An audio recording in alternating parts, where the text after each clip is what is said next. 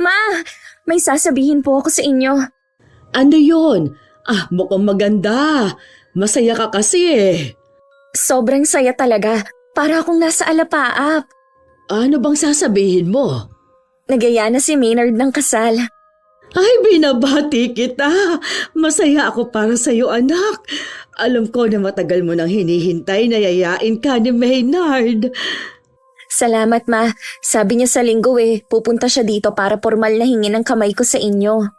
Sayang, wala na ang ama mo. Siguradong matutuwa yun dahil makakapag-asawa ka na.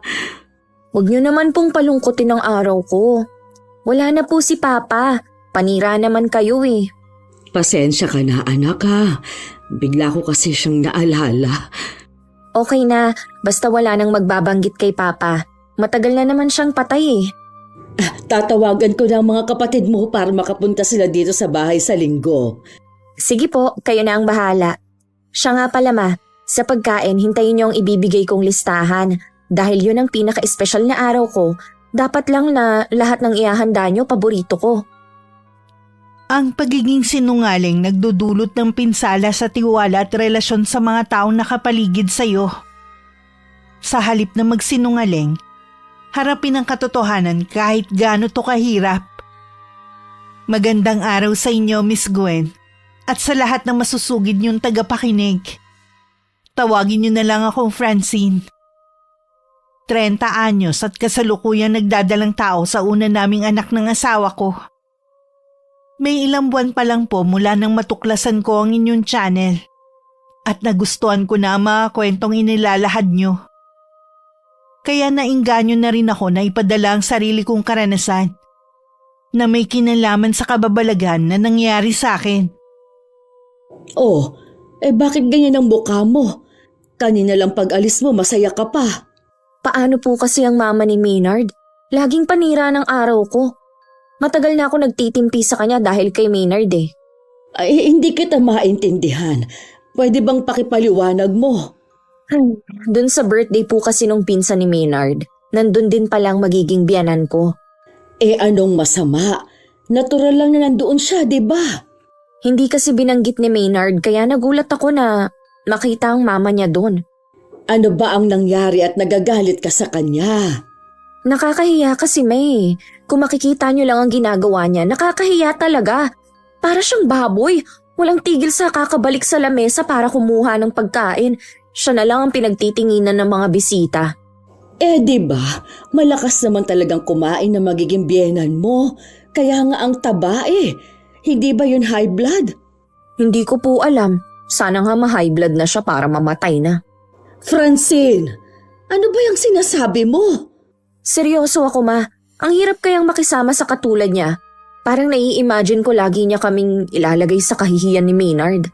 Sa totoo lang, wala naman akong nakikitang masamang ginagawa ng mama ng boyfriend mo. Bakit hindi mo na lang siyang hayaan kung malakas siyang kumain? Wala ka naman sigurong naririnig na masamang salita sa ibang tao tungkol sa kanya. At isa pa, matuto kang makisama sa kanya dahil mama siya ni Maynard. Natural po hindi siya pagsasabihan ng harap-harapan dahil kaanak nila yun. May respeto pa rin sila kahit papaano. Pero kitang-kita ko sa mga mukha nila yung pagkadismaya sa katakawan ng matandang yun. Hindi mo ba kayang irespeto si Weng bilang biyenan mo? Kung ganon, bakit ka pa magpapakasal kay Maynard? Dahil mahal ko po si Maynard. Kung talagang mahal mo siya, lahat ng mahalagang tao sa kanya, kailangan mong mahalin, kasama na ang mama niya. Parang ang hirap naman po nun.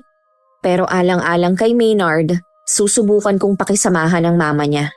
Huwag mo lang subukan. Gawin mo dahil magiging pamilya mo na rin sila.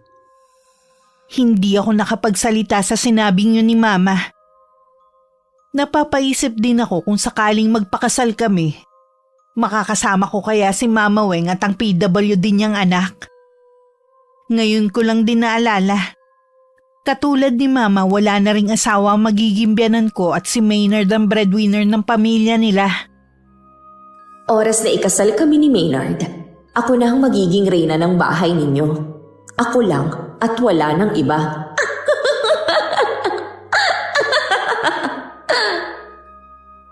Bago dumating ang araw ng pamamanhikan ni Maynard, ibinigay ko na kay Mama ang listahan ng mga pagkain na ihahanda niya.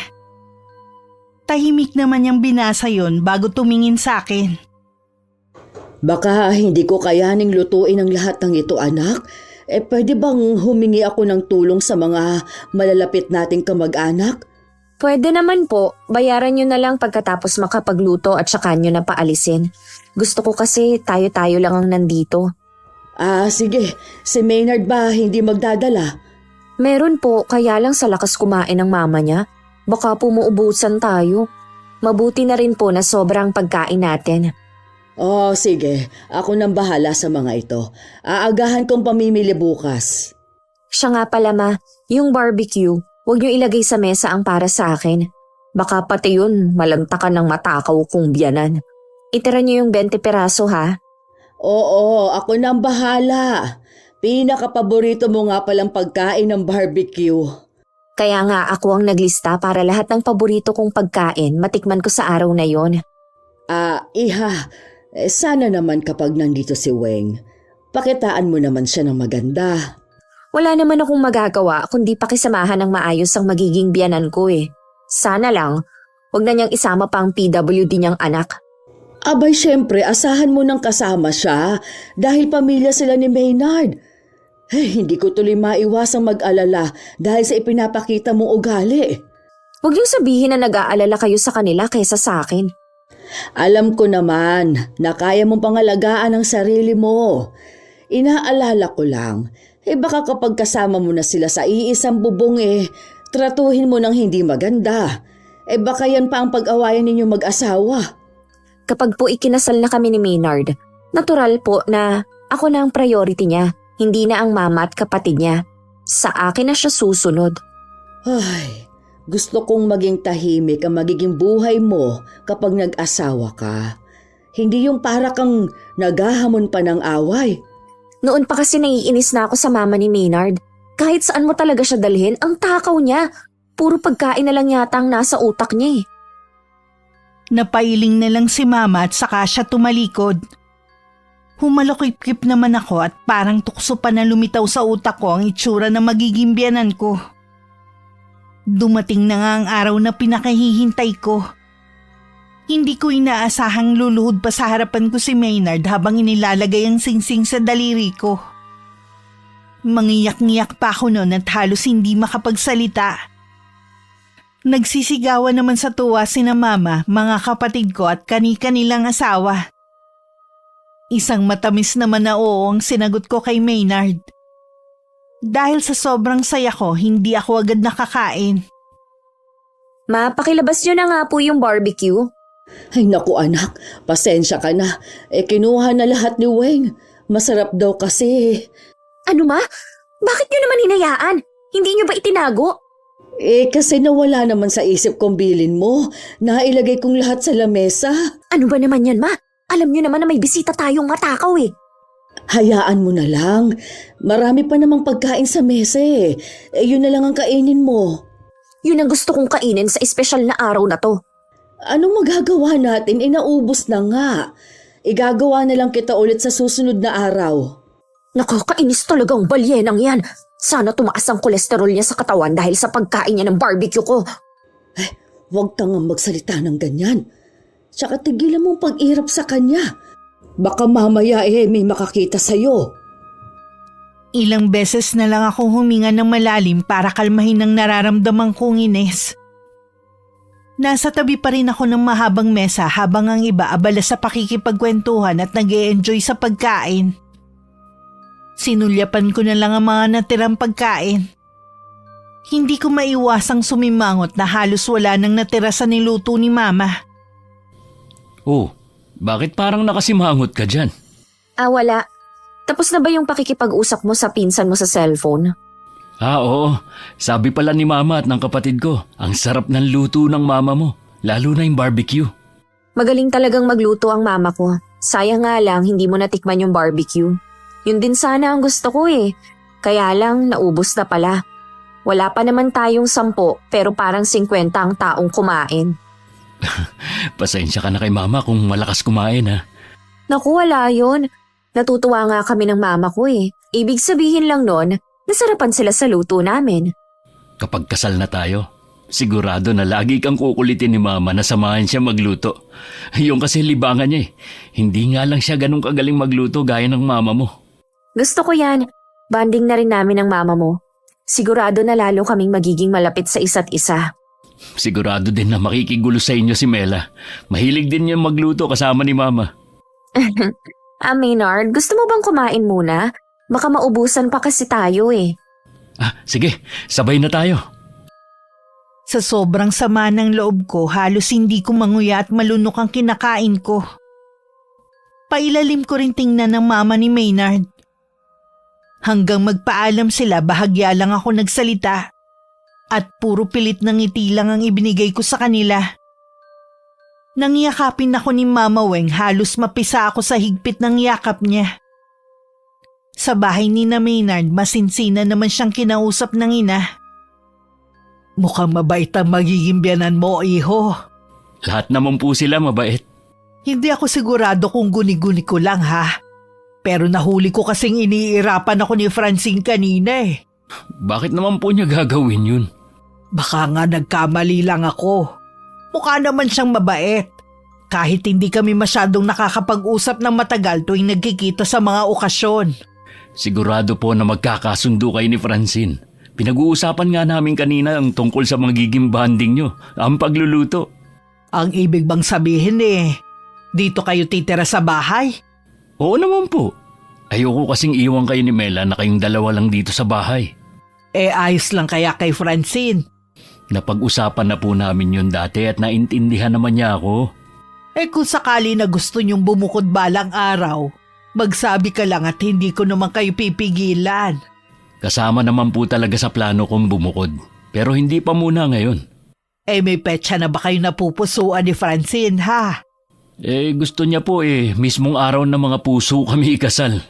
3 buwan na lang pala ang magiging preparasyon niyo. Kaya niyo bang asikasuhin yon? Pareho pa kayo may trabaho. May kaibigan pong wedding coordinator si Francine. Ibibigay lang po namin yung mga detalye sa kasal namin at ang kaibigan niya na ang bahala sa lahat. Ang iintindihin na lang po namin yung isusuot na damit. Sabihan mo lang ako kung may maitutulong ako ha. Kakausapin ko po si Francine. Baka kailangan niya nga ang tulong niyo. Excited na nga rin ang kapatid mo Sana ayos lang kay Francine na pupunta sa kasal niyo si Mela na nasa wheelchair. Wala pong problema dun. Iniisip ko kasi baka maraming bisita kayong balak imbitahin Sabi ni Francine baka nasa 150 to 200 ang mga bisita. Marami din yun Oo nga po. May ipon naman po kami kaya walang magiging problema sa gagastusin. At saka minsan lang kami kakasal Ililista ko na rin ang mga kamag-anak natin ha. At saka ko ibibigay sa iyo. Opo ma. Mas mukhang excited pa kayo kaysa sa amin Syempre naman. Nasa 31 ka na. Dapat nga talaga na lumagay ka na sa tahimik. Sinabi ko kay Maynard na ako na ang bahala sa pag-aasikaso sa kasal. Sasabihan ko na lang siya kapag kailangan na niya magpasukat ng damit. Nakapili na rin ako ng simbahan at magiging reception ng kasal. Lahat naman ng sinabi ko inayunan niya. Inabot pa niya sa akin ng listahan na ipinabibigay ng mama niya. Mga kamag-anak daw nila yon. Ang dami naman ng partido ninyo. Konti pa nga lang yan Yung iba, hindi kayang pumunta pero nagsabi daw kay mama na magpapadala na lang ng regalo. Sige, isasama ko na to sa listahan ng mga bisita. Siya nga pala, kilala mo ba lahat ng to? Yung iba lang. Sabi ni mama, manggagaling pa daw ang mga yan sa probinsya. Ganun ba? Kung ganun, sa hotel sila tutuloy niyan. Di gastos pa natin. Huwag kang mag-alala. Yung kapatid ni mama may maagang regalo sa atin. Siya na daw ang sasagot sa reception at kung saan sila tutuloy. May kaya kasi yon at walang anak. Tuwing may kakasal siyang pamangkin, lagi siyang may ambag. Ang swerte mo naman pala. May naalala nga pala kung itatanong sa'yo. Ano yun? Si Mela ba dadala sa kasal natin? Oo naman. Gusto ko nga kasama siya sa bridesmaids Ano ka mo? Nagbibiro ka lang, di ba? Hindi Gusto ko na maging parte ng kasal natin si Mela. Alam mo naman na PWD ang kapatid mo. Gusto mo bang maging katatawanan ng magiging kasal natin? Bakit naman magiging katatawanan? Alam ko na mahal mo ang kapatid mo. Pero intindihin mo naman na hindi siya pwede. Dapat nga nasa bahay lang siya nun para hindi na natin intindihin. Kinakahiya mo ba ang kapatid ko, ha? Hindi naman sa ganon. Nag-aalala lang ako para kay Mela. Baka mapagod lang siya hanggang sa matapos ang seremonya ng kasal natin. Hindi yun ang nakikita kong dahilan mo, Francine. Ano pa bang magiging dahilan ko? Sige nga. Nahihiya kang makita ng mga tao na PWD ang kapatid ko. Ako nga kahit kailan hindi ko siya ikinahiya Dapat ganun ka rin. Noon mo pa siya dapat tinanggap. Tanggap ko naman siya bilang hipag ko Huwag mo naman sanang masamain ang sinabi ko. Baka pati ang mama ko hindi mo rin tanggap dahil mataba siya. Ano ba yan? Kapatid mo lang ang pinag-uusapan natin. Bakit nasama na pati ang mama mo? Mabuti pa kung nag-aalangan ka sa kasal natin. Ngayon pa lang, sabihin mo na. Baka naman ikaw ang nagdadalawang isip sa pagpapakasal natin. Noon pa, sigurado na akong ikaw ang babaeng gusto kong pakasalan. Ang gusto ko lang sana, tanggapin mo ng buo ang pamilya ko. Yun naman pala Sigurado na rin ako sa'yo. Tanggap ko rin ang pamilya mo. Sige, ituloy mo na yung pagpaplano mo sa kasal natin. Mabuti naman, naliwanagan ka na rin. Para tuloy nawalan na ako ng gana na mag-asikaso sa kasal namin. Buong akala ko kasi mapapapayag ko siyang hindi na padaluhin sa kasal namin ng kapatid niya. Minsan na nga lang akong ikakasal. Sisirain pa ng kapatid at mama niya. Siguradong sila na lang ang pagtitinginan hanggang sa reception. Dahil ang mama niya daig pa ang patay gutom. Umalis na ba si Maynard? Dinamihan ko pa naman ang sinaing ko dahil akala ko dito siya kakain. Hinihintay daw po kasi siya ng mama at kapatid niya. Ganun ba? Kaya ba hindi na naman maipinta ang mukha mo? Akala ko kasi aayunan niya ako na wag nang papuntahin sa kasal namin ng PWD niyang kapatid. Kaya lang nagalit pa siya sa akin. Kahit naman sino kasi magagalit sa gusto mo mangyari. Ayoko lang kasing mapahiya kami sa mga bisita. Wala namang nakakahiya Pamilya sila ni Maynard. Mas nakakahiya yung inaasal mo. Hindi pa man kayo kasal, gusto mo na silang alisin sa buhay ng boyfriend mo. Humanda sa akin ang mag-inang yun. Babawi ako sa kanila. Kung ano man yung binabalak mo, wag mo nang ituloy. Baka mas matinding karma pa ang bumalik sa'yo. Hindi naman po totoo yan. Di sana, marami ng masasama ang nakarma. Anong hindi totoo? Baka kapag nangyari na sa'yo tsaka ka magsisi na hindi ka nakinig sa'kin. Pwede ba tigilan niyo na ako? Pinapainit niyo lalo ang ulo ko Ano bang nangyayari sa iyong bata ka, ha? Bakit ba naging mainitin ng ulo mo? Pati ako na mama mo, inaaway mo na rin.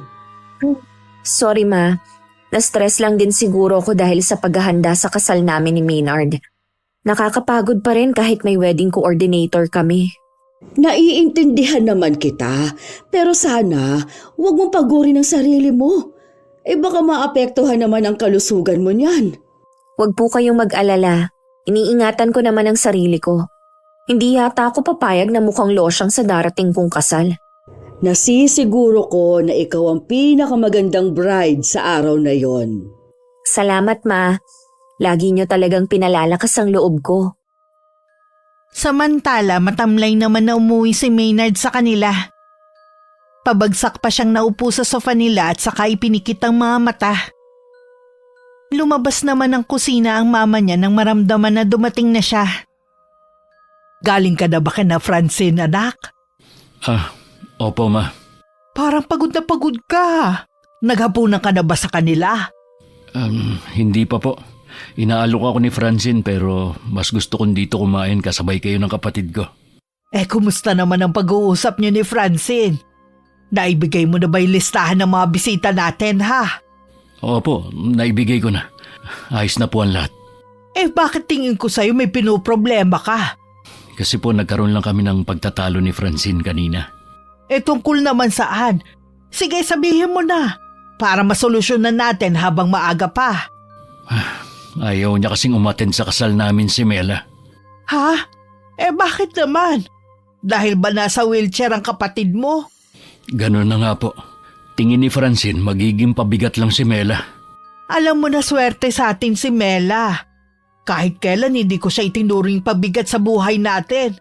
Kung ayaw ni Francine na dumalo si Mela, hindi na lang kami pupunta. Hindi po ako pumayag sa gusto niya mangyari. Kayo na lang ang pamilya ko. Hindi po ako papayag na wala kayo sa mahalagang araw na yun. Kesa naman na mag-away kayo ni Francine. Ayoko na maging dahilan kami para magkasira kayo. Bago po ako umuwi, naayos na namin ang hindi namin pagkakaintindihan. Ibig sabihin, payag na siya na pumunta si Mela? Opo, Ma. Kaya wag na kayo mag-alala. Ay, salamat naman kung ganon. Ay, teka nga lang, baka naiga na yung nakasalang ko. Malapit na po ba kayo matapos? Nagugutom na po kasi ako eh. Oo, iho, pakitawag mo na rin si Mela. Maghahain na ako. Meron na kaming schedule para sa pagsusukat ng damit at maging ang pagpunta namin sa simbahan. Wala na akong nakalimutan na detalye sa kasal namin ni Maynard. Malaki talaga ang pasasalamat ko sa kaibigan ko na naging katulong ko sa lahat ng paghahanda. Kahit pa sabihing binayaran namin siya. Naibigay na rin namin ang mga imbitasyon. Sa pamilya ni Maynard, ako mismo ang nag-abot. Pasensya na po kung ngayon ko lang nadala ang mga imbitasyon. Kayo na lang ang bahalang mamigay sa mga kaanak nyo. Salamat, Iha. Nakapunta na ba kayo sa simbahan para sa seminar? Bukas po, pupunta kami ni Maynard. Alam kong hindi na kayo nakakatulog ni Maynard, pero pilitin yung makapagpahinga para fresh kayo sa araw na yon. Opo, Ma, wag po kayong mag-alala. Puro pahinga na nga lang ang ginagawa namin ni Maynard. Mabuti naman. Ang ganda naman ng imbitasyon nyo. Mukhang sosyal talaga. Ayoko po kasing mapahiya sa mga bisita. Kaya kahit sa imbitasyon pa lang, gusto ko maganda at presentable talaga. Sa San Isidro Labrador Parish Church pala kayo ikakasal. Balita ko may mga artista daw na nagpakasal dun eh. Nung naging kami po kasi ni Maynard, dyan po kami unang nagsimba. Kaya mahalaga sa amin ang simbahan na yan. Kaya naman pala. Paano po, Ma? Kailangan ko nang umalis. May lakad pa po kasi ako eh. Sige, Iha. Mag-iingat ka ha. Mas doble ang excitement na nararamdaman ko na may halong kaba rin sa araw ng kasal ko. Talagang pinaghandaan ko yun at hindi ako papayag na merong sumira. Dumating ang araw ng kasal. Binilinan ko na lang si Mama Weng na mag-arkila na lang sila ng van at ako na lang bahalang magbayad. Pero sabi niya sasabay na lang sila sa mga kamag-anak. Mas maaga rin silang pumunta ng simbahan pero pagdating nila doon, wala namang kaayos-ayos ang loob nun at wala din ng ibang bisita. Hindi kaya nagkamali tayo ng simbahan na pinuntahan? Dito ka lang, Mela ha. Magtatanong lang ako kung ito nga ba ang simbahan kung saan ikakasal ang kuya mo. Pakitawagan mo na rin ang dalawa ha. Halos mangiyak-iyak naman si Mama Weng na makumpirma na tama ang simbahan na pinuntahan nila. Pero hindi dun gaganapin ang kasal. Nagtataka na ang mga kamag-anak niya kung ano ang nangyayari. Sinadya rin naming iwan ang mga cellphone namin ni Maynard sa hotel kung saan kami tumutuloy. Para walang istorbo sa araw na yun. Natapos ang kasal na ni isa sa kapamilya ng asawa ko na ngayon ang hindi nakadalo. Ano kaya nangyari kina Mama? At sa iba pa naming kamag-anak na aating sa kasal natin? Di ba pinapuntahan ko na sa pinsan ko sa inyo? Sabi ni Rika, hindi na daw makakadalawang mama mo dahil may sumpong ang kapatid mo. Kung kailan kasal natin, saka pa siya nag-inarte. Sana matapos na ito. Gusto ko na muna silang puntahan. Pwede ba, wag mo naman sirain ang araw na to. Alam mo ang pagod ko sa pag-aasikaso sa kasal natin, tapos gusto mo na agad matapos? Hindi rin naman ako masaya dahil wala ang mama at kapatid ko. Sandaling oras na lang naman eh. Ngumiti ka naman dyan. Nakakahiya sa mga bisita natin. Nakakapagtaka lang talaga na ni isa sa kanila walang pumunta. Samantalang kinumpirma pa ni Mama na pupunta mga kamag-anak namin na nasa probinsya. Dapat siguro hindi na tayo nag-hotel. Sa bahay na lang sana. Para kasabay ko na sina Mama pagpunta sa simbahan. Teka lang ha, tinatawag ako ni Mama, mukhang importante. Hinila naman ako ni Mama malayo sa mga bisita. Mahigpit ang pagkakahawak niya sa braso ko na halos bumao na ang kuko niya. Bigla tuloy akong kinabahan na baka nalaman na niya ang ginawa ko. Bakit po ba? Tumawag sa akin si Balae. Ano ang ginawa mo? Hindi ko po kayo maintindihan. Huwag ka na magkaila. Mapapahiya ka lang kapag hindi ka pa umamin. Ano po bang sinabi sa inyo ni Mama Weng? Maling simbahan ang napuntahan nila. Nalaman pa nila na hindi naman kayo doon ikakasal. Aba, malay ko po sa kanila. Bakit naman sa ibang simbahan sila nagpunta? Ang tanda na nila para maligaw pa. Sinadya mo talaga silang iligaw. Nakakahiya sa mga kamag-anak ni Maynard na galing pa ng probinsya. Ano na lang ang sasabihin nila sa atin? Hindi ko nga po alam kung anong nangyari. Huwag niyo nga pong sirain ang araw na to. Ikaw mismo ang sumira sa sarili mong kasal. Ang sama mo. Babalik na po ako kay Maynard. Bahala na po kayo sa ibang bisita. O sige, huwag kang umamin. Hintayin mo silang dumating. Tignan ko lang kung may mukha ka pang ihaharap sa kanila. Huwag niyo sabihin na sinabi niyo kung nasan tayo. Bakit hindi? May karapatan silang pumunta dito. May ambag din ang pamilya ni Maynard sa kasal ninyo. Baka magkagulo lang dito dahil sa ginawa niyo. O anong gusto mo? Magsinungaling din ako sa balae ko, ha? Mas gusto niyo pa palang mapahamak ako, ganun ba? Sa sama kasi ng ugali mo. Ayan ang napapala mo. Oras na gumawa sila ng skandalo dito, kayong may kasalanan. Hindi ko kayo mapapatawad. Inayos ko muna ang sarili ko bago ako bumalik kay Maynard. Pinagpapawisan din ako ng malamig at ramdam ko ang panginginig ng kamay ko. Parang gusto ko na lang tuloy matapos ang okasyon kesa naman mapahiya ako sa mga bisita. Mabuti na lang tapos na kami magpakuha ng litrato. Ayos ka lang? Namumutla ka. Napapagod na siguro ako. Gusto mo bang magpahinga na muna sa kwarto natin? Hindi ba nakakahiya na iwan ng mga bisita? Yung kaibigan mo na lang muna ang bahala. Hindi naman sila pababayaan eh. Sige. Tapos bumalik na lang tayo mamaya. Kulang na lang hilahin ko si Maynard para makaalis na agad kami sa lugar na yun. Nakahinga lang ako ng maluwag nang nasa kwarto na kami. Pero ilang sandali lang may kumatok na agad.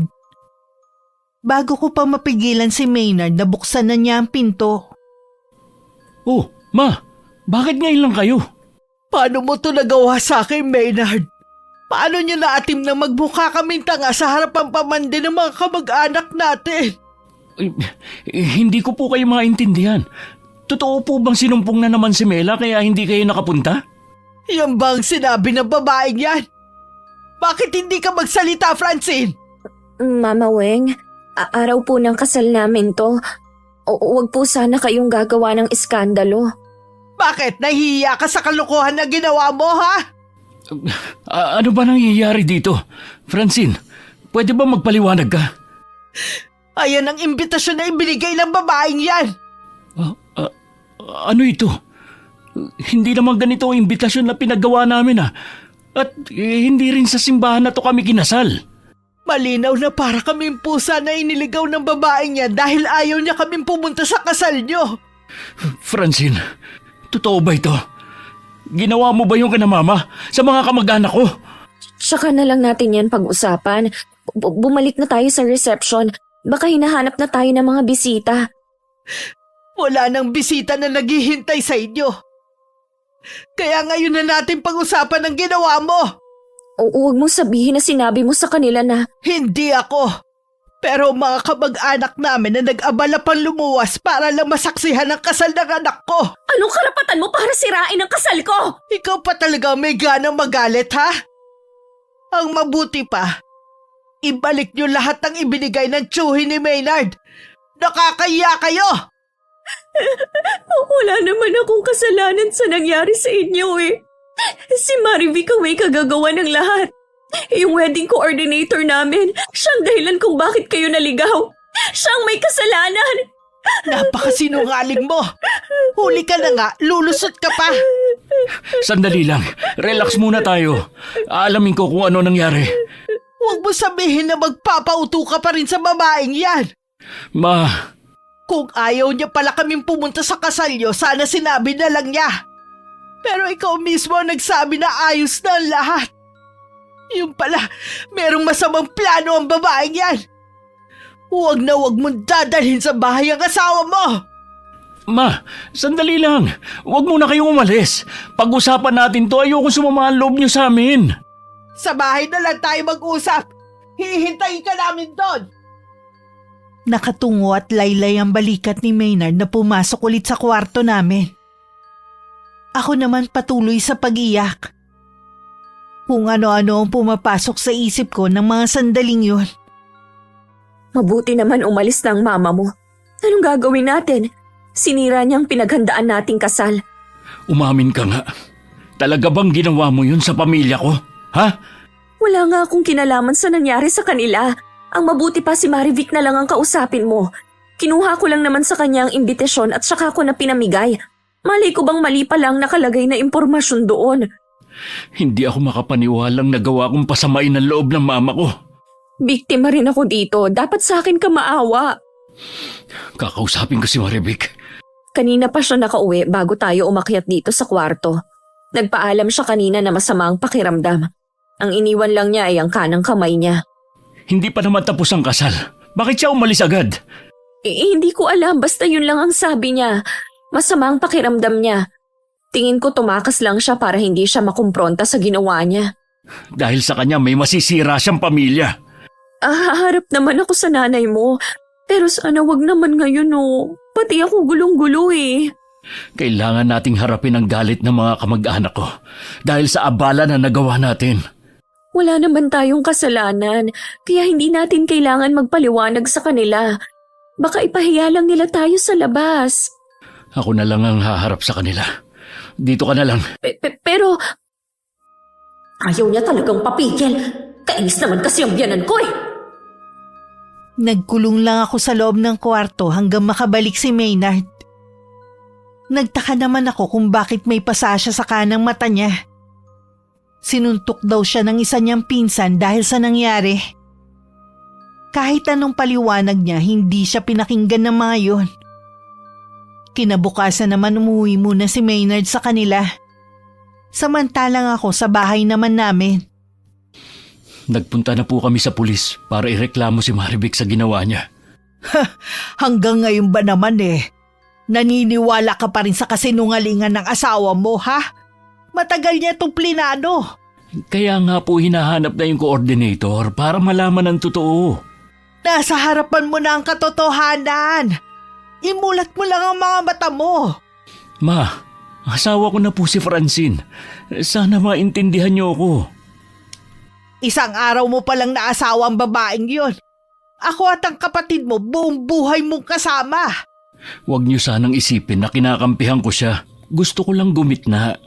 Sa ipinapakita mo halata naman na nasa panig ka niya. Ano po ba ang gusto niyong gawin ko? Iwan ko si Francine? Ang gusto kong malaman, bakit kailangan niyang gawin yun sa amin? Maayos naman ang pakita namin sa kanya. Alam ko naman po yun. Mula pa noon, naging mabuti na kayo sa kanya. Paano pa tayo haharap sa mga tiyuhin at tiyahin mo ngayon? Hindi ko alam kung makakauwi pa ako at makakaharap sa kanila sa probinsya natin. Hindi naman sa'yo kaila ang plano ko. Lahat ng masasakit na salita natanggap ko sa kanila. Sinuntok pa nga ako ni Dino Hindi pa ba sapat yun para mapatawad nila tayo? Walang salitang sasapat sa ginawa ng asawa mo sa partido natin. Alam ko po na dahil sa nangyari, nag-iba na ang tingin niyo kay Francine. Kaya po hindi na kami dito titira. Pansamantala, doon po muna kami kina Mama Lydia. Masakit sa akin na hindi matuloy ang plano mo na dumito. Pero sana lawakan mo ang pag-unawa mo. Hindi ko pa kayang tanggapin ng asawa mo. Naiintindihan ko naman kayo. Dadalawin ko na lang kayo ng madalas dito. Ingatan mo ang sarili mo. Huwag mo kaming alalahanin ng kapatid mo dito. Ayos lang naman kami. Tumawag kayo sa akin kapag may kailangan kayo o may biglang emergency dito. Pupuntahan ko kayo kaagad. Niyakap pa ni Mama Weng ang anak habang naiiyak. Kinausap din ni Maynard ang kapatid at humingi ng dispensa sa nangyari. Umalis na rin siya sa kanila nang masiguro na maayos na ang lagay ng ina at kapatid niya. Nang mga oras na yun magkausap din kami ng mama ko. Hindi ko akalaing hindi pa rin tapos ang paninermon niya sa akin. Tignan mong perwisyong ginawa mo sa pamilya ni Maynard. Kung nakita mo lang sana ang gulo sa labi ng hotel, ang asawa mo ang umani lahat ng galit ng mga kaanak niya. Wala na po tayong magagawa. Nangyari na. Hindi ko na maibabalik ang nakaraan. Kung magsalita ka parang napakasimple lang ng ginawa mong gulo. Hindi ko naman po alam na ganito ang magiging resulta eh. Imbes sa humihingi ka ng tawad sa biyenan mo, nandito ka lang. Kaya nga po pumunta doon si Maynard para makipag-usap sa mama niya. Sana sumama ka. Makikipagkita naman ako, pero palalamigin ko lang ang sitwasyon. Ano na ngayon ang plano ninyo? Hindi naman po kami pwedeng tumira ni Maynard sa kanila, kaya dito muna kami sa bahay natin pansamantala. Wala namang problema sa akin. Pero matanda na ako, Francine. Huwag mo naman sanang iasa sa akin ang lahat. Mas gusto ko pa rin na nakabukod kayo. Nag-usap na rin po kami ni Maynard. Bubukod din kami. Mabuti naman kung ganon. Pasensya na kayo ma ha, kung pati kayo nadamay sa problema. Maiiwasan sana ito kung hindi ka nagplano ng masama laban sa pamilya ng asawa mo. Huwag na nga po natin pag-usapan to. Lilipas din naman to eh. Iba na ang panahon ngayon. Pwedeng lumipas nga pagdating ng panahon, pero tatatak na sa mga taong nakasaksi ang ginawa mo, sa mga taong nasaktan mo. Nagkibit-balikat lang ako sa sinabi ni Mama. Nang mapag-isa sa kwarto ko, inayos ko na lang ang mga damit namin ng asawa ko sa cabinet. Mas gusto ko sanang tumira sa kanila dahil mas malaki yun kumpara dito sa bahay namin. At umaasa akong kay Maynard mapupunta yun balang araw. Nabanggit rin kasi niya na balak na umuwi ng mama at kapatid niya sa probinsya at doon na manirahan. Ngayon siguradong nagbago na ang isip ni Mama Weng. Mabuti naman dumating ka na. Kumusta ang pakikipag-usap mo kay Mama Weng? Masama ang loob sa akin, pati mga kamag-anak namin. Tinanggap mo na nga ang galit ng kaanak nyo. Sinuntok ka pa ng pinsan mo. Ano pa bang gusto nila? Sa palagay mo sapat yun para maibsan ang kahihiyang ibinigay natin sa kanila? Ano pa bang ikinagagalit nila? Yung pera ba na ambag nila? Ibabalik naman natin Ba dapat lang na ibalik natin yun agad sa kanila? Huwag kang mag-alala. Bukas na bukas din papasok na ako sa trabaho. Huwag na natin ituloy ang honeymoon natin. Naiisip mo pa ba yan sa sitwasyon natin? Natural. Bagong kasal lang tayo eh. Tsaka na yan, kapag tapos na ang problema natin. May balita ka na ba kay Marivic? Oo, wala pa eh. Baka nagtatago na yon. Talaga bang gumagawa ka ng paraan para mahanap ang kaibigan mo? Oo naman ano bang akala mo? Kailangan mo siya mahanap para malinis ang pangalan mo. Naniniwala kasi si Mama na planado mo lahat para hindi sila makapunta sa kasal natin at ipahiya. Hindi ko magagawa yun. Kahit mamatay pa ako ngayon. Kaya nga bilisan mo ng paghahanap sa kaibigan mo. Mas kilala mo talaga siya kaysa sa akin. Nakaharap ko lang naman siya nung kasal natin eh. Oo na. Pwede ba tigilan na natin ang pagtatalo? Napapagod na ako eh. Ano nga palang sabi ng mama mo na dito tayo titira? Eh di masaya. Mabuti nga daw yon para may makasama siya. Sinabi mo ba na pansamantala lang? Oo, pero sabi nga niya walang problema kung magtatagal nga tayo dito. Ang mabuti pa, mag-relax ka na muna. Huwag mo munang isipin ang problema. Wala pang 1 linggo, bumalik na rin kami ni Maynard sa trabaho. Kailangan kasi namin makaipon ng perang pambayad para ibigay sa tiyuhin niya. Unang araw pa lang ng pagbabalik ko sa trabaho, kakaiba na ang tingin na binabato ng mga kasama ko sa akin. Akala ko naman nagtatampo lang dahil hindi ko sila inimbita sa kasal ko.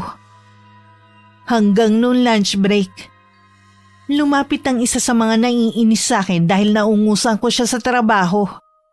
Si Minda. Akala ko dito lang sa trabaho masama ang ugali mo. Kahit pala sa totoong buhay. Tigilan mo ko ha. Baka hindi ako makapagpigil sa'yo, masungalngal ko yung malaki mong bibig. Ganyan ba talaga magsalita ang mga tao may pinag-aralan, ha? Parang salitang kanto ang lumalabas sa bibig. Ano ba kasi ang kailangan mo sa akin, ha? Relax ka lang. Kaya lang ako lumapit para ipakita sa'yo ang viral na video tungkol sa'yo at sa ginawa mo sa pamilya ng groom mo nung kasal nyo. Grabe ka pala talaga, ah. Ayan oh, kalat na sa Facebook. Hindi totoo yan. Huwag mo nang itanggi. Yung mga katrabaho natin na inimbita mo nagsabing totoo yan. Hindi ko matagalan ng mapanghusga nilang tingin kaya tumayo na lang ako at hindi na tinapos ang pagkain ko. Marami din bulong-bulungan ako naririnig. Kahit ang boss ko parang nag-iba ang tingin sa akin. Para tuloy gusto kong lumubog sa kinatatayuan ko ng mga sandaling yun. Ilang sandali rin ako nagkulong sa banyo hanggang kumalma ko. Buisit talaga. Kasalanan to ng mama ni Maynard at ng PWD niyang kapatid. Sinira ninyo ang kasal ko. Hanggang matapos ang oras ng trabaho ko at makauwi ako ng bahay para akong lutang. Pakiramdam ko lahat ng tao kilala ang pagmumukha ko dahil sa iskandalong nangyari. Nandyan ka na pala. Magkasabay ba kayo ng asawa mo? Nauna na ako sa kanya. Oh, bakit parang masama na naman ang araw mo? Alam niyo po ba yung kumakalat sa Facebook? Ano ba yun? Alam mo namang hindi ako mahilig mag-Facebook. Kaya lang ako may cellphone dahil kailangan ko ng pangtawag. May kumakalat tungkol sa kasal namin ni Maynard. Kung anong nangyari nung araw na yon. Ang ipinagtataka ko, detalyado lahat. Kaya alam kong merong nagpakalat nun. Sino kaya ang gagawa nun? Sino pa ba? Hindi ang pamilya ni Maynard. Mahirap magbintang basta-basta, iha. Hindi ako nang bibintang lang. Nasisiguro ko sila lang ang gagawa nun. Mga walang ya talaga. Francine! Sumusobra na talagang lumalabas sa bibig mo. Hindi ka na ba talaga matutong mahiya, ha? Bakit? Totoo naman ah. Mga walang ya sila. Sinira nila ang kasal ko. Walang dapat sisihin kundi ikaw mismo. Sige, magwala ka dyan nang makita ni Maynard. Ang gusto ko lang naman maging maayos ang kasal ko eh. Maging maganda sa mata ng mga bisita. Sa pagligaw sa mga taong mahalaga sa asawa mo. O tingnan mo tuloy ang naging resulta. Sa kagustuhan mong maging perpektong kasal, ang dami mong naperwisyo at may nasaktan ka pang tao. Ano pong gagawin ko? Aminin mo ang kasalanan mo kay Maynard at humingi ka ng tawad sa biyenan mo at hipag. Hindi pwede. Makaiwan ako ni Maynard. Anong gusto mo? Ibang tao magbayad sa kasalanan mo? Alam mo na walang kasalanan si Marivic. Dinamay mo pa yung tao na nagtatrabaho lang. Basta, wala kong aaminin. Ay pues, bahala kang lumalay ang problema mo na ikaw rin naman ang may kagagawan. Naabutan ako umiiyak ni Maynard. Labis naman nag-aalala ang asawa ko sa akin. Sinabi naman ni Mama ang dahilan ng pag-iyak ko. May hinala ako na pamilya mo rin ang may kagagawan. Bakit kumalat yun? May nakita nga akong post ng kapatid ko. Naglalabas siya ng sama ng loob sa account niya. Si Mela ang may kagagawan? Naglabas lang siya ng saloobin niya pero wala siyang pinost na video o litrato. Anong karapatan ng kapatid mo na sirain tayo? Problema ng pamilya inilalabas niya? Ano bang gusto niya, makakuha ng simpatsya? Tapos tayo ang lalabas na masama. Wala na tayong magagawa. Hindi natin kontrolado ang mga tao sa social media. Wala ka man lang gagawin, ha? Huhupa din yan. Huwag na lang natin pansinin. Palibhasa kasi hindi ikaw ang napapahiya sa trabaho. Napapahiya din ako. Kung alam mo lang kung anong sinasabi nila sa akin. Tama naman sila eh. Sarili kong pamilya daig pa pusang iniligaw sa mismong kasal ko. Kulang na nga lang magtakip ako ng mukha para walang makakilala sa akin. Kung makapanghusga sila, akala mo mga santong walang nagagawang mali. Wala naman silang alam sa totoong nangyari. Pamilya ko talaga ang biktima rito. Silang napahiya. Kaya ba gumaganti sila sa atin?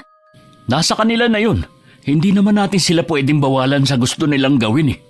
Pagsabihan mo ang kapatid mong inutil. Wala na nga siyang silbi, perwisyo pang ginagawa niya.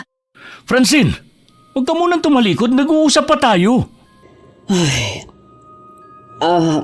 ako na ang humihingi ng pasensya sa inasal ni Francine. Kailangan na talaga makita kung nasan si Marivic para malinis na ang pangalan namin. Buo din kasi ang paniniwala ng iba naming kaanak na magkasabwat kami mag-asawa sa nangyari. Sa totoo lang po, ayoko nang ipagtanggol ang sarili ko sa mga bintang nila. Huwag kang mawala ng pag-asa. Maaayos din ang problema ninyo. Sa tingin ko po, ito ang problema na walang solusyon kundi panahon na lang ang makapagsasabi. Siguro nga. Sana huwag kang magagalit sa anak ko. Biktima rin po ang anak niyo ng kaibigan niya. Pagpasok ko ulit sa trabaho, kapansin-pansin ang pag-iwas ng mga kasamahan ko sa akin. Harap-harapan din akong pinariringgan ni Minda at ng mga kasama niya. Hindi man lang iniisip ng mga to na mas mataas ang posisyon ko sa kanila. Bago umuwi, tumawag sa akin si Maynard at sinabing gagabihin siya ng uwi. Dadaan daw muna siya sa bahay nila. Si Mela po? Nasa kwarto niya. Alam niya kasing darating ka kaya nagkulong na siya. Ma, pwede niyo bang pagsabihan si Mela na tigilan ang pagpo-post sa account niya nang tungkol sa nangyari? Lalo lang kasing gumugulo ang sitwasyon. Sige, sasabihan ko siya. Pero hindi ako nangangako na titigil na siya. Hanggang ngayon kasi masama pa rin ang loob ng kapatid mo. Naiintindihan ko naman po siya. Pero sana maintindihan din niya. Naapektuhan na talaga kami sa mga sinasabi ng mga tao sa amin. Huwag na nating pag-usapan yan. Alam mo na ba ang pinapasabi sa'yo ng Tio Ernest mo? Alam ko po na hindi pa naman niya kailangan ng pera eh. Bakit naman po niya kami ginigipit? Ikakasal na rin kasi ang isa mong pinsan. Siguro doon niya ibibigay. Wala akong ganong kalaking halaga. Pero hahanap ako ng paraan. Sana po, kausapin niyo siya na bigyan pa kami ng palugit.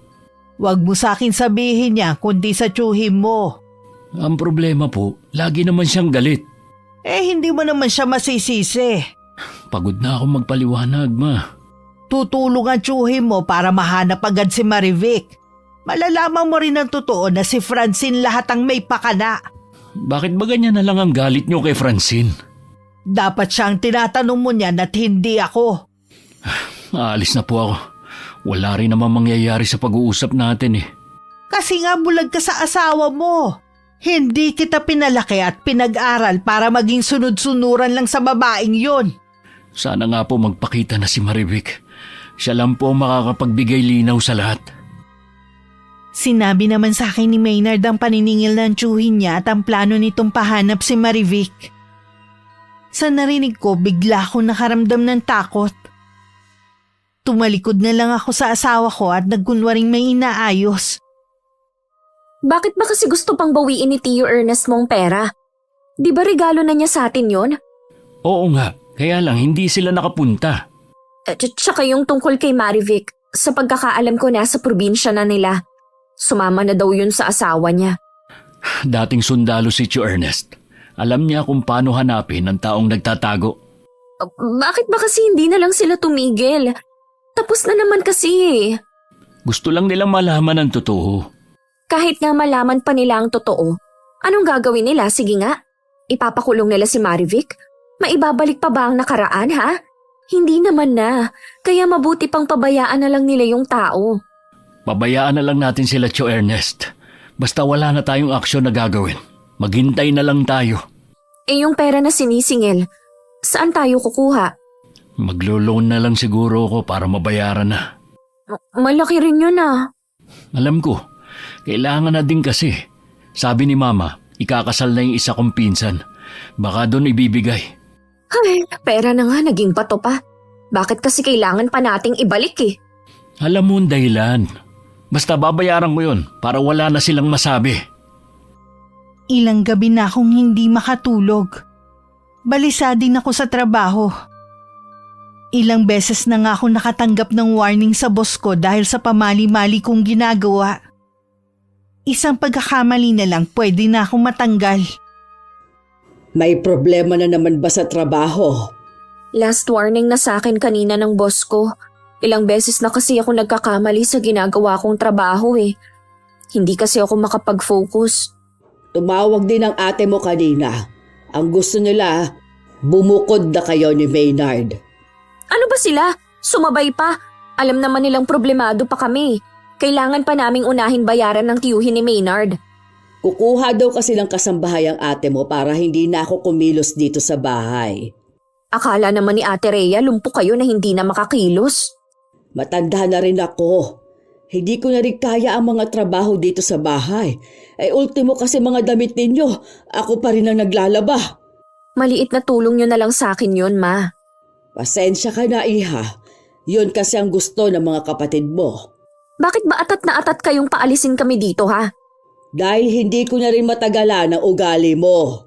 Kung hindi pa kayo aalis, mismong mga kapatid mo ang magsusumbong kay Maynard nang totoong iniligaw mo ang pamilya niya para hindi makapunta sa kasal nyo. Kaya niyong gawin yun sa akin? Dahil napakasama mo na. Hindi ko alam kung saan mo nakuha ang ugaling yan. Samantalang lumaking mababait ang mga kapatid mo. Mabait din naman kami ng papa mo. Saan ka ba nagmana, ha? Basta ang alam ko, iisang dugo lang ang nananalaytay sa mga ugat natin. Pareho naming hindi namalayan ang pagdating ni Maynard. Nagtataka naman ako kung bakit umuwi na siya maaga pa naman. Nabanggit niya kasi nagagabihin siya ng uwi dahil may meeting sila. Hindi ko rin inaasahang sasabihin ni Mama na kailangan na naming umalis sa bahay. Akala ko ba ayos lang sa mama mo na dumito tayo? Sabi mo pa nga, natutuwa siya na may kasama sa bahay na to. Nagsinungaling si Francine sa'yo. Alam niya sa umpisa pa lang na hindi kayo pwede dito. Mga kapatid niyang nagpagawa ng bahay na ito kaya sila ang mas may higit na karapatan dito. Sige po, Ma. Maghahanap na po kami ng malilipatan. Paano tayo uupa? Igipit nga tayo ngayon. Bahala na.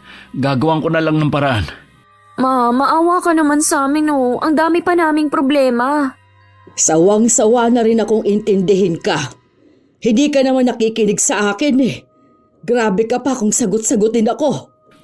Hindi ko alam na meron kayong hindi pagkakaunawaan ng mama mo. Huwag kang maniwala sa kanya. Nagsisinungaling lang siya. Ako pa talagang pinalalabas mong sinungaling, ha? Sige, bahala na kayong mag-usap dyan. Bakit ba ganun ka makipag-usap sa mama mo? Sumusobra na kasi siya eh. Kahit na, mama mo pa rin siya. Hindi man lang siya makaintindi. Kahit mga kapatid ko, masyadong makasarili. Malalampasan din natin to. Magtiwala ka lang. Sana nga. Dahil pagod na ako sa puro problemang kinakaharap natin. Pagkatapos ng pangyayaring yun, lalong lumala ang relasyon naming mag-ina. May palagay kasi ako na nasusulsulan ng mga kapatid ko si Mama.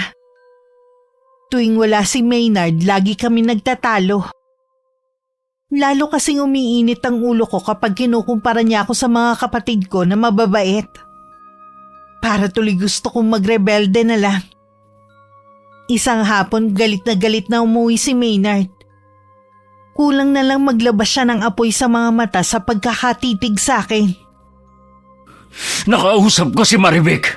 Alam ko na ang totoo. Alam ko na kung anong ginawa mo. Totoo nga sinasabi ng pamilya ko. Noon pa, planado mo na ang lahat. Maynard, hayaan mo akong magpaliwanag. Nagsisinungaling lang si Marivic. Sa akin ka maniwala. Tumigil ka na nga! Kaya siguro galit sa'yo ang mama mo at ang mga kapatid mo dahil sa ugali mong yan. Hindi mo ako madadaan sa pag-iyak mo. Maynard, Francine, anong nangyayari dito? Dinig na dinig sa labas ang pagtatalo niyo ah. Alam ko na po ang ginawa ng anak niyo sa pamilya ko. Nakikiusap ako sa'yo, Maynard. Pag-usapan niyo ito ng mahinahon. Ang gusto ko lang malaman kung bakit niya yun ginawa. Pinagtanggol ko pa naman siya. Dahil ba malakas kumain ang mama ko at nasa wheelchair ang kapatid ko? Yung ba ang dahilan ng anak niyo? Magtapat kayo, Mama Lydia. Alam niyo ba ang plano ng anak niyo? Nalaman ko lang nung nasa reception ng kasal na tayo. Nagtataka kasi ako kung bakit wala ni isa sa pamilya mong nakarating. Pinagmukha mo kaming tanga. Hanggang ngayon, ginagago mo pa rin ako kung hindi ko pa mismo nakausap si Marivic at marinig sa kanya lahat. Maniwala ka sa akin. Gawa-gawa lang nila yan. Hindi ko magagawa sa pamilya mong ibinibintang nila sa akin. Hanggang kailan ka magkakaila? Umami na nga mama mo eh. Tama na, anak. Para matapos na ito, humingi ka na lang ng tawad sa lahat ng naperwisyo at nasaktan mo. Kung hihingi ba ako ng tawad sa pamilya mo, hindi mo ako iiwan. Dapat nga hindi kita pinakasalan eh. Kung nalaman ko lang na mas maaga ang ugali mo, hindi ko itutuloy ang pagpapakasal sa'yo. Maawang ka sa akin. Huwag mo ako iiwan. Hindi ko alam kung kaya pa kitang patawarin sa ginawa mo. Bakit hindi? Mag-asawa na tayo. Hindi mo ako pwedeng basta nalang talikuran ang pangako mo sa harap ng altar. Tama si Francine, iho. Ang pinagbuklod ng Diyos ay hindi pwedeng basta na lang maghihiwalay dahil lang sa isang problema. Problema na mismong anak niyo ang may gawa. Alam kong masama ang ginawa niya, pero sana ayusin ninyo ang pagsasama ninyo. Bakit ba hindi ko agad nakita ang tunay mong kulay? Bakit naging bulag ako? Sa bahay pa rin kami nakatira pero hindi na katulad dati ang samahan namin ni Maynard. Para akong estranghero sa kanya. Kahit anong gawin ko o sabihin, hindi niya ako pinapansin. Lalo pang nagngit-ngit ang kalooban ko nang makita ko ang mga post niya sa account niya kasama ang pamilya sa kasal ng pinsan niya.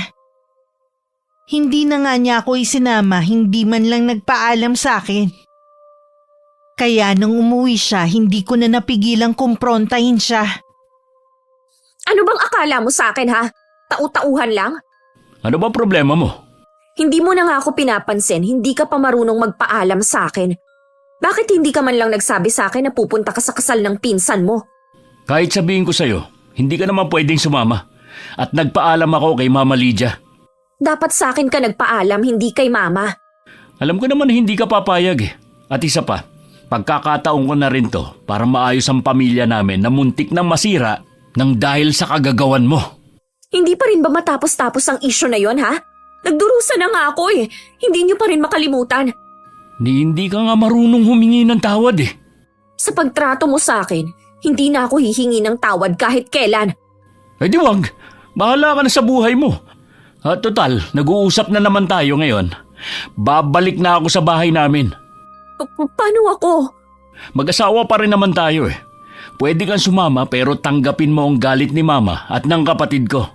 Baka mas matindi pang maging trato nila sa akin kesa sa'yo. Wala na akong magagawa kung ayaw mo.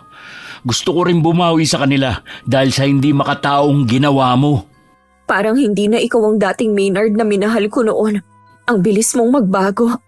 Ay sana alam mo kung bakit. Kahit anong pigil ko na wag umalis si Maynard, bumalik pa rin siya sa bahay nila. Naiwan naman akong sugatan at talunan. Nabaliwala lahat ng paghihirap ko para magkaroon ng sariling pamilya. Ilang araw ko rin pinag-isipan ang gagawin ko. Sa sandaling to, buo na ang loob ko sa pakikipagkita kay Mama Weng at Mela. Pero pagdating ko sa kanila, ang kapatid lang ni Maynard ang naabutan ko. Nakapasok ako dahil nasa akin pa rin ang duplicate ng susi na ipinatago sa akin ng asawa ko. Nagkaroon kami ng mainit na pagtatalo na naging dahilan para itulak ko siya. At mahulog siya sa wheelchair at mabagok ang ulo. Mela! Gumising ka! Diyos ko po! May dugo! Ano gagawin ko? Lagot ako nito kapag naabutan ako ni Maynard o ni Mama Weng. Hindi dapat nila ako maabutan dito. Sana tuluyan ka na lang mamatay. Makaganti man lang ako sa inyo. Mabilis akong umalis sa bahay nila. Palingalinga pa ako sa takot na may makakita sa akin. Mabuti na lang pagdating ko sa amin, wala pa si Mama. Bumalik ako sa kwarto at saka nahiga. Alam kasi ni Mama masama ang pakiramdam ko. Talaga namang may sinat ako ng araw na yun kaya hindi ako nakapasok sa trabaho. Pagdating ni Mama Weng sa kanila, napasigaw na lang siya nang makita ang nakahandusay na katawan ng anak sa sahig. Agad siyang humingi ng tulong para madala agad sa ospital si Mela. Ma, kumusta si Mela? Ginagamot pa siya ng doktor. Malaki kasi ang sugat sa ulo niya. Matapang si Mela. Alam ko malalampasan niya to. Dapat hindi ko na lang siya iniwang mag-isa. Sana ay hindi to nangyari sa kanya. Lagi niyo naman siyang iniiwan mag-isa noon eh. Wala naman nangyayari. Oo nga. Naisip ko tuloy na baka hindi aksidente ang nangyari. Malalaman po natin pagkagising ni Mela. Sana naman magising na siya agad. Malakas talaga ang kutob ko na may iba pang nangyari. Huwag na po kayo mag-isip ng kahit ano. Baka mamaya kayo naman ang magkasakit. Hindi ko maiwasan, iho. Kung tama ang hinala natin, hindi ko mapapatawad ang gumawa nito sa kapatid mo. Makaraan ng ilang sandali, kinausap na sila ng doktor at sinabing ligtas na ang hipag ko sa panganib. Kinabukasan pa siya nagkamalay at si Mama Weng lang ang nagisnan niya. Nagulat talaga ang biyanan ko nang malaman ng buong pangyayari. Nang araw na yun, sumugod ang biyanan ko sa bahay namin. Balae! Napadalaw ka ata. Nandyan ba ang anak mo? Oo. Kahapon pa siya hindi pumapasok dahil masama ang pakiramdam. Kahapon pa siya masama ang pakiramdam? Napakagaling talagang umarte ng anak mo, no? Teka lang, Balae. Ano na naman ba ang ginawa ng anak ko? Bakit galit ka na naman sa kanya? Muntik nang patayin ng anak mo si Mela. Mabuti na lang nakauwi agad ako ng araw na yon at nadala siya sa ospital. Imposible ang sinasabi mo. Narinig mo naman, may sakit mula pa kahapon si Francine. Hindi ako naniniwala. At wag mong palalabasin na sinungaling ang anak ko. Wala naman akong sinasabi na sinungaling ang anak mo. Baka nagkamali lamang siya. Hindi magagawa ng anak kong ibinibintang mo. Ilabas mo na lang kasi siya. Nandito na ako, Mama Weng. Mabuti naman nagpakita ka na. Sa akala mo ba makakaligtas ka sa ginawa mo kay Mela sa pagpapanggap mong may sakit? Kahapon pa po masama ang pakiramdam ko. Ano po bang nangyari kay Mela? Pumunta ka raw sa bahay na galit na galit. Nag-away kayo at saka mo siya itinulak. Dahilan para mabagok ang ulo niya. Ang mama ko po ang magpapatunay na nandito lang ako kahapon. Sa galing mo magsinungaling, baka pati siya nauto mo na rin. Bahala na po kayo kung ayaw niyong maniwala sa akin. Hindi lang po si mama ang magpapatunay na nandito lang ako kahapon at hindi umaalis. Hindi talaga. Sa ginawa mong to, hindi ko na to palalampasin pa. Kung hindi ka aamin, may paraan ako para lumabas ang katotohanan. Nakikiusap po ako sa inyo. Umalis na kayo. Sige na, Balae. Bumalik ka na lang kapag magaling na si Francine. Hindi ko na kailangan bumalik. Sapat na sa akin ang alam ko na nagsisinungaling ang anak mo. Inalalayan naman ako ni Mama na makaupo. Kanina pa ako nakakaramdam ng hilo dahil sa sama ng pakiramdam. Para din akong kinakapos sa paghinga. Buwisit talagang matandang yon. Buti umalis na siya. Balang araw, tatanda ka rin. Hindi ka dapat nagsasalita ng masama sa biyenan mo. Tatanda man ako, hindi naman ako magiging tulad niya. Sino kaya ang umatake kay Mela? Kawawa naman. Mabuti, hindi malala ang nangyari. Malay ko, ayan na naman kayo eh. Imbis na sa akin kayo makisimpat siya, sa kanila kayo naaawa. Huwag ka naman magalit, Iha. Natural lang naman na mag-alala ko, lalo na at ikaw ang pinagbibintangan. Minsan lang naman ako nagsinungaling. Akala naman niya lagi ko nang ginagawa. Huwag mo na lang pansinin. Sige na, bumalik ka na sa kwarto mo. Baka mamaya mabinat ka pa. Ma. Oh, bakit? Nagbanta si Mama Weng. Hindi kaya ipakulong nila ako? Wala naman silang ebidensya na ikaw ang umatake kay Mela. At saka nandito ka nga sa bahay kahapon. Kaya huwag kang matakot pa. Hindi ko pa rin maiwasang matakot. Habang mag-isa sa kwarto ko, panay ang dasal ko na sana hindi nila ako isumbong sa pulis. Nadala lang ako ng matinding galit kaya ako yung nagawa kay Mela. Nang sumunod na araw, inaasahan kong gagaling na ako pero lalong lumala ang sakit ko. Kahit nakahiga, umiikot pa rin ang paningin ko. Inumin mo na ito, baka dito ka mahiyang. Nahihirapan po akong huminga, Ma. Teka, bubuksan kong bintana para makapasok ang hangin. Pakiramdam ko po may sumasakal sa akin. Nahihirapan po akong lumunok. Patingin nga anak. Bakit parang may bakat ang leeg mo? Saan mo to nakuha? Hindi ko po alam. Hindi naman ako umalis sa higaan ko. Kapag hindi pa rin bumuti ang pakiramdam mo ay dadalhin na kita sa ospital. Sobrang init din po ng loob ng katawan ko na parang sinisilaban. Sobrang taas kasi ng lagnat mo. Kukuha lang ako ng planggana na may tubig at bimpo. Hindi ko alam kung paano sasabihin kay Mama na pakiramdam ko may iba pa kaming kasama dito sa bahay. Ramdam ko kasing may mga matang nagmamasid sa akin.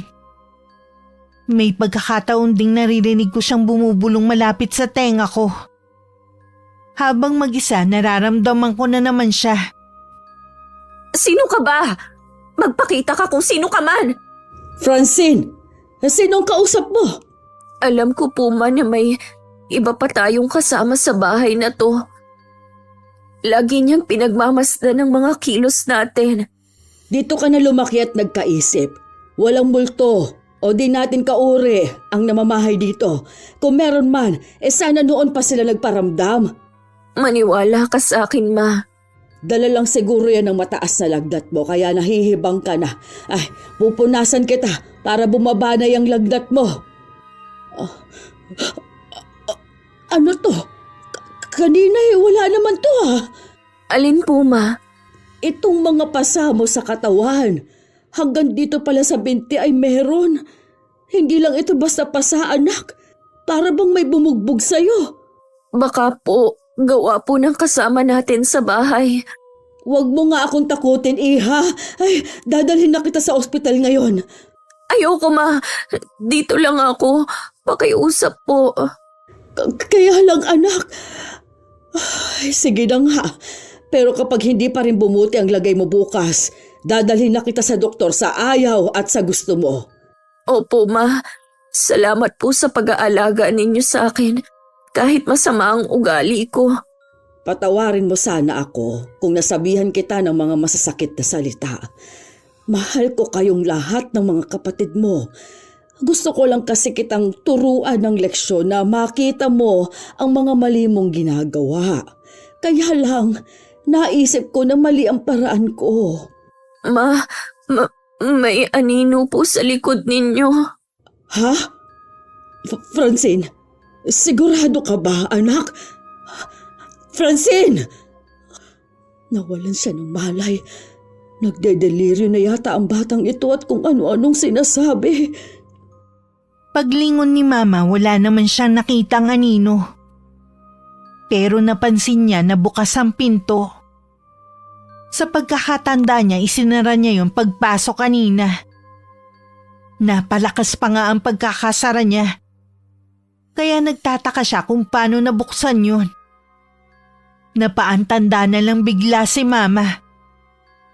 Magdamag din niya akong binantayan. Nang magising ako, tumingin na lang ako sa kisame. At napako na dun ang mga mata ko. Gusto mo bang kumain, anak? Nagluto ako ng sopas kanina.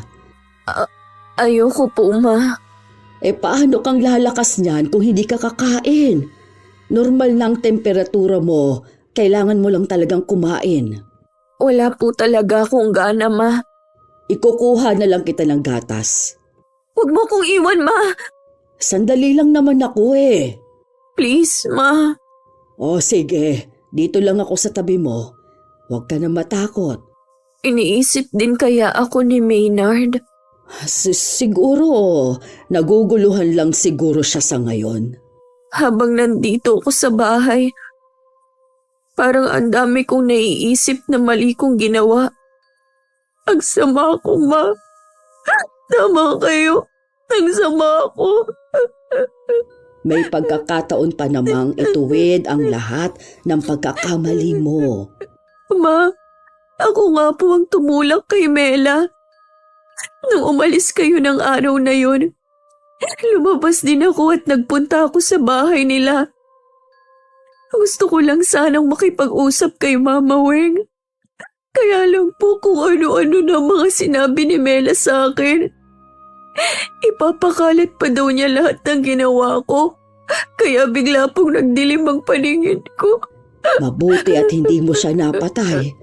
Kinatigan ka pa rin ng Diyos para hindi magkasala. Hindi na po nila ako mapapatawad, Ma. Lalo na si Maynard.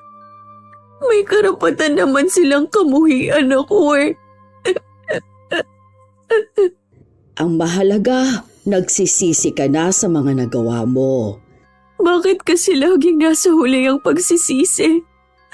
Masyado kong nabulagan sa nararamdaman ko. Masyado kong naghahanap ng perpektong tao at mga bagay. Samantalang ako, marami ding kapintasan. Ganun talaga. Ang mahalaga naman, matuto tayo sa lahat ng mga pagkakamaling nagawa natin. Kinuha ko pa ang kamay ni Mama at dinala ko sa pisngi ko. Hinaplos naman niya ang ulo ko hanggang makatulog ako. Nang mahimbing na ako, lumabas muna sandali si Mama. Pagbalik niya, may nakita siyang aninong nakatayo sa tabi ng higaan ko.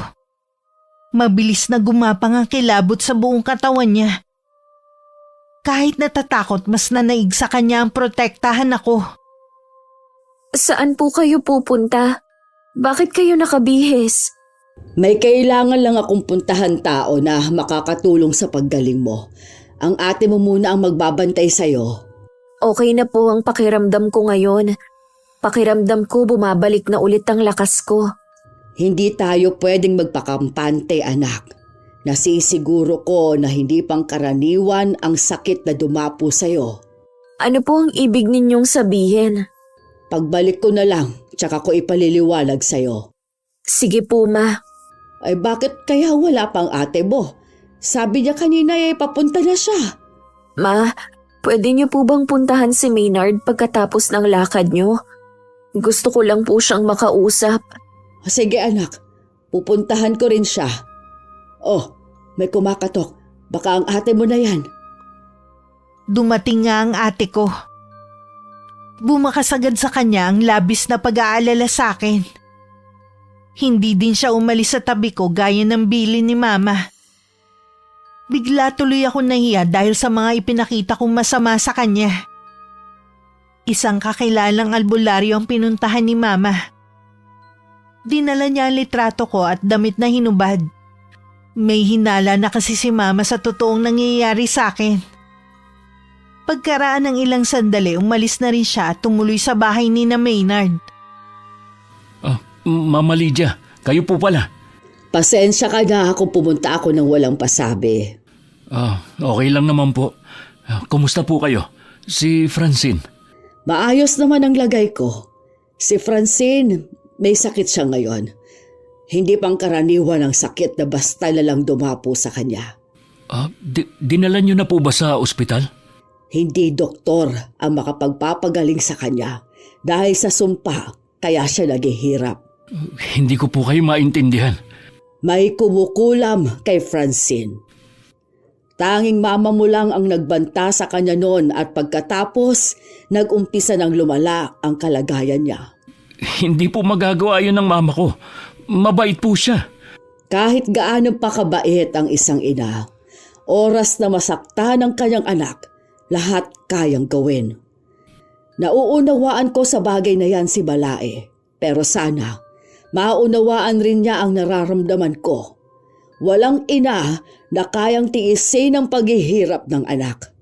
Pakisabi sa kanya, meron akong kakilala na magaling na albularyo.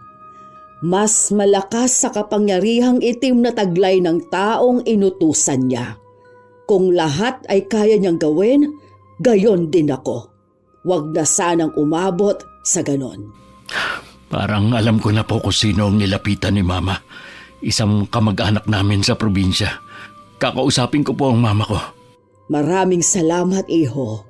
Meron nga palang pinapasabi sa iyo si Francine.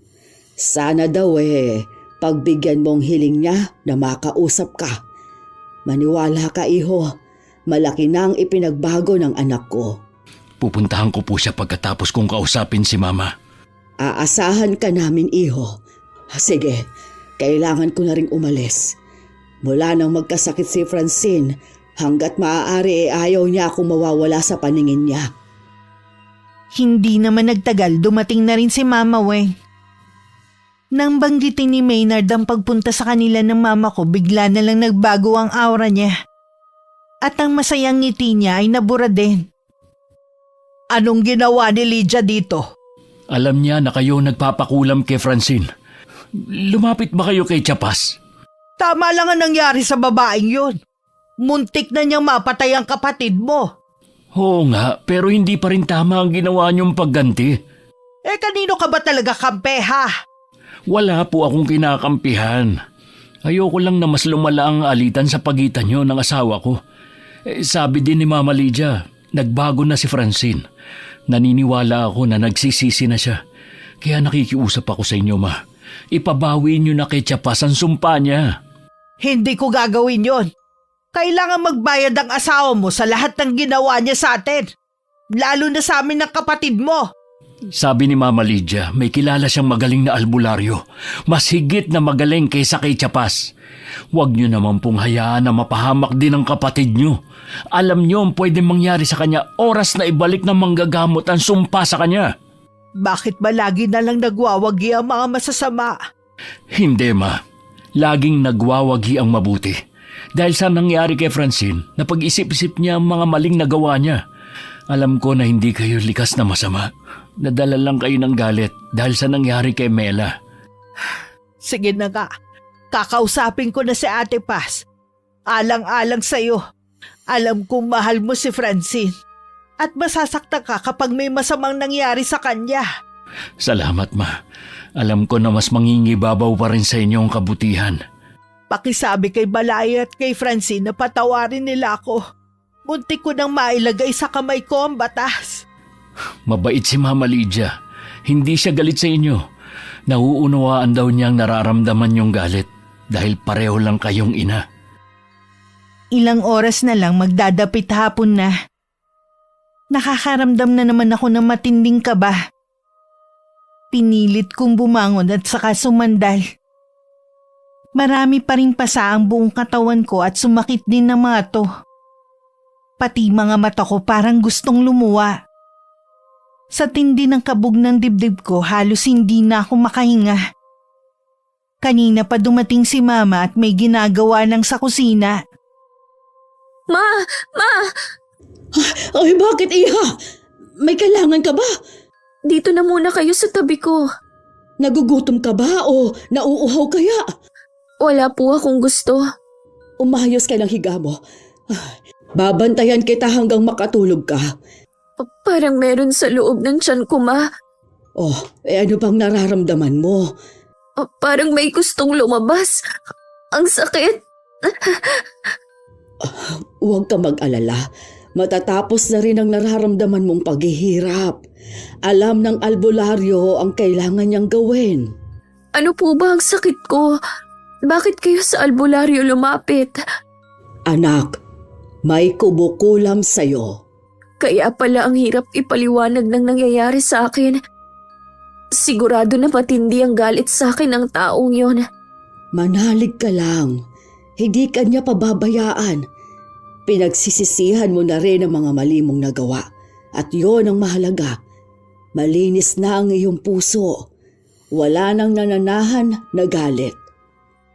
Hindi na ako nakapagsalita pa dahil pakiramdam ko na uubusan ako ng hangin. Parang mapupunit din ang katawan ko sa tindi ng kirot. Pakiramdam ko para akong mahuhulog sa mataas na lugar. Ang naaalala ko bago ko mawalan ng malay, boses ng lalaki. Nagising akong meron nag-uusap malapit sa akin. Pagmulat ko ng mga mata, nasa tabi ko ang maluha-luhang si Maynard. Kumusta na ang pakiramdam mo? Magaan na. Magaling ka na, anak. Binawi na sa iyong sumpa. Salamat sa Diyos. Hindi niya ako pinabayaan. Patawarin mo sana ang mama ko. Siya kasi nag-utos sa kapatid niya para kulamin ka. Nadala lang siya ng galit niya sa'yo. Pakisabi kay Mama Weng, hindi ako galit sa kanya. Kung hindi nangyari to sa akin, baka hanggang ngayon hindi ako magbabago. Patawarin niyo din ako sa lahat ng perwisyo at sama ng loob na ibinigay ko sa inyo. Kalimutan na natin ang nangyari.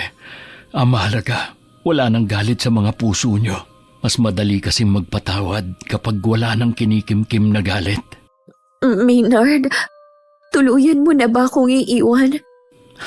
Hindi kita iiwan at wala akong planong iwan ka kahit kailan. Gusto ko na magsimula muli tayo. Salamat at bumalik ka. Wala na akong mahihiling pa. Nang makabawi ako ng lakas kasama si Maynard, pinuntahan namin ng mama niya. Humingi ako sa kanila ng tawad at maging sa hipag ko. Buong puso naman nila akong pinatawad. Ang natutunan ko sa karanasan kong ito maging mapagkumbaba. Tanggapin ang pagkakamali at matutong humingi ng tawad. Walang perpektong tao, bagay o relasyon. Kailangan lang makontento at mahalin ng mga taong nasa paligid natin. Dahil hindi habang buhay nandyan sila. Maraming salamat po. At sa wakas mapapakinggan ko na rin ang sarili kong kwento sa channel nyo, Miss Gwen. God bless po sa inyo. Wakas. Ma!